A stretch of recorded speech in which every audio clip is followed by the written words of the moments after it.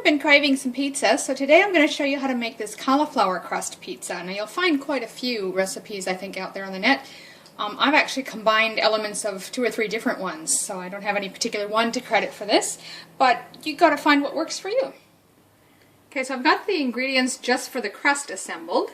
So what I've got here is about half of a large head of cauliflower, which should give us maybe 2½ cups once I've riced it. I've got some non-stick spray. I've got, in the seasonings that are going into it, will be some minced garlic, salt, and oregano. I'm using a low sodium salt substitute, but you can use whatever you like. So we'll have half a teaspoon of minced garlic, half a teaspoon of the salt, and 1 teaspoon of oregano, which I've already got those 3 mixed in here.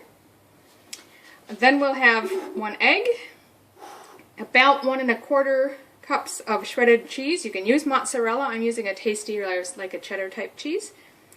And then 2 tablespoons of parmesan cheese. So to start with, I've just got a rectangular baking dish with the sides on it. You want it to have the sides on it just in case. And I've lined it with parchment paper. Now I'm going to preheat the oven.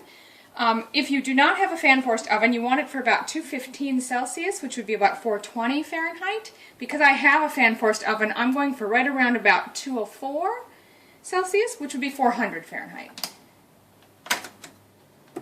So the first step is going to be to rice the cauliflower. Now you can do that any way you like. You can do it by chopping it finely by hand, you can use a grater or a shredder, or you can use a little food processor or something like I'm going to do today. Just don't over process it till it's pureed. You want it about the size and texture of rice. Because I don't want to over process this, I've only done it for a moment or two. If you find any that didn't get chopped, just pull those out and we'll put them in again, because if I keep going too much, I'll over process the stuff that's already done. So I'm just going to pull out the larger chunks. You can see the rest is about the size of rice grains. That'll work fine. Put that in a bowl and we'll just keep going. So once you've got all your cauliflower shredded to about the texture of rice, we're just going to cover that and put it in the microwave on high for just about 8 minutes. Okay, so every microwave varies. It did say 8 minutes. I found mine was soft already in about 6 minutes, so check it after maybe 4 or 5 minutes and see if you think it needs the full 8 minutes in your particular microwave. I then drained it in a small little mini colander, but I really didn't have much of any liquid that drained out. However, to ensure you get the best results from your crust, it's probably a good idea to make sure you've taken out any moisture that you can. So I've got a clean kitchen cloth here, or tea towel. I'm just going to put that on there. You might need to let it sit for a couple of minutes if it's too hot, just so that you can hold it. Work with it in your hands. And I'm just going to fold this over a couple times. And then I'm going to try and twist it and squeeze any water that's left out of it.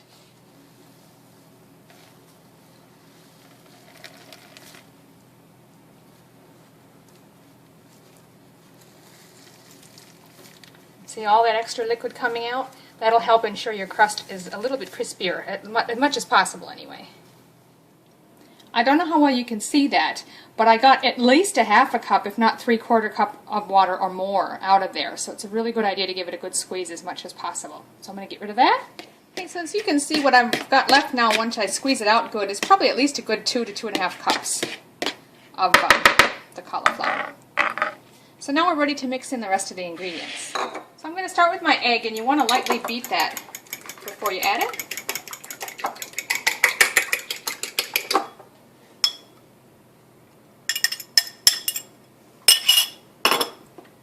We'll add the cheese, the parmesan, and my oregano, salt, and garlic that I'd set aside earlier. And just mix that all together well. Now I've got it all mixed. We're just going to spread this out on the pan and sort of shape it into whatever size crust you want. If you want to use a round pan, you can. I just thought this would work good for the size of the parchment paper. Again, just use your hands and press and mold it into the shape that you want. It'll probably be maybe close to a 1/4 inch thick or so, or about 1 centimeter.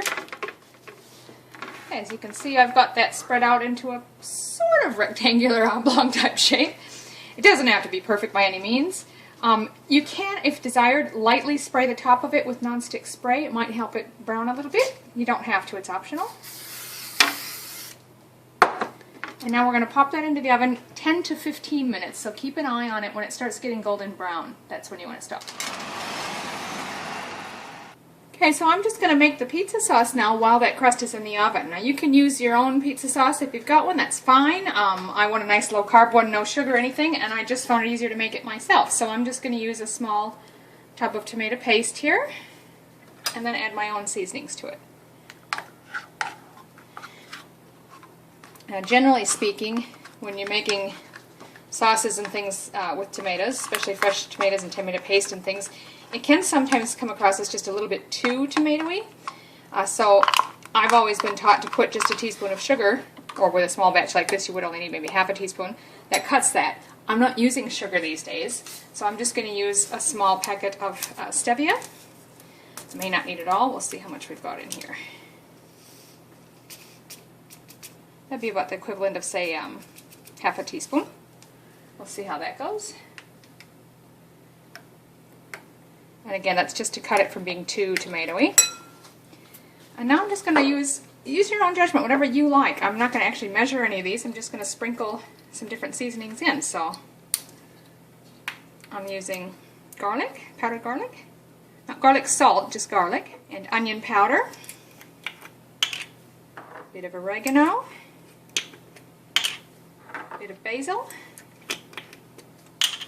and this is optional, but I've got some chili flakes that I'm just going to put in. Don't need a lot of that, but it does give it a little kick and some nice flavor. And stir that all up well. And you may or may not need all of this, depending on the size of your crust. And by all means, give it a taste. And if you think it needs a little more seasoning, add some to it. Get it till it's good to you. So this has actually been about 10 minutes. And as you can see, it's getting nicely golden brown, so I'm going to pull that out and let it sit. I'm going to let that sit for just a few minutes. That will also help it get a little bit more solid. And then we'll put our sauce and toppings on. Okay, so as you can see, that's set for a couple minutes. It helps it get a little more solid. I wouldn't say it's going to be crunchy, but helps make it a little more like crust. And now I'm just going to go ahead and put some of this pizza sauce on. Okay, now there's a lot of cheese in the crust, so I'm not going to overly coat this, but I will put a light sprinkling of cheese on top. Spread that out a little bit. And then whatever toppings you like. So I've got some chopped onion, and some chopped red bell pepper or capsicum. And lastly, I've got some slices of pepperoni here that I'll put on top.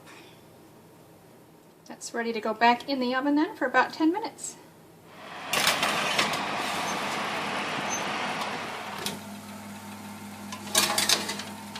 So there it is out of the oven. I'm going to let that sit for a couple minutes till it stops sizzling, and then we'll slice it up.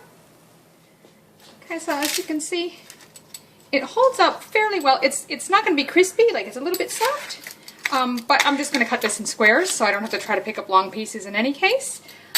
But feel free to do whatever you like. If you want to sprinkle a little parmesan on top, and just chop it into squares and serve it up. And there you have it, cauliflower crust pizza. Enjoy.